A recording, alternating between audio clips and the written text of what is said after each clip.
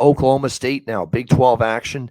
We've got Texas 6-point road favorites, 64 the total in this one. Texas taking money. This opened 3.5. It's up to 6 in this game. I guess the one thing that would concern me for Oklahoma State is, like I said, that's a terrible loss for them against TCU. Not terrible because you lost in terms of you lost to a very good team.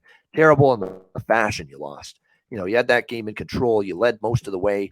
You let it get away fourth quarter, and then you lose in overtime. That is tough. So can Oklahoma State rebound back home in Stillwater and get the job done here against Texas? And look, Texas, life and death against Iowa State.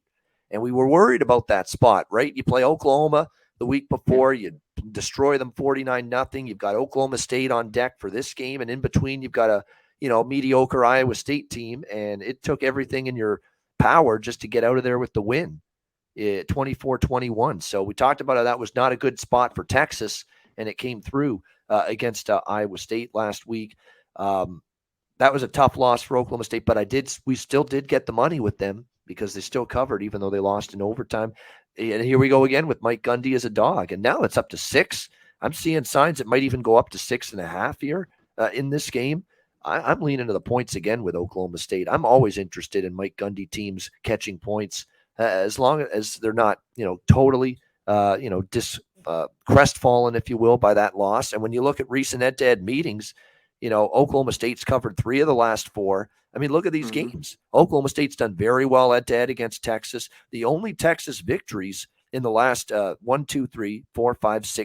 meetings were a 6-point win and a 7-point win in overtime. So they have not had it easy against Oklahoma State, and they've certainly not won by big margins against Oklahoma State. So I'm leaning Oklahoma State again this week, and they cashed as a dog for me last week, and I'm thinking of going right back to it here. And lean over as well. What do you think, Conor?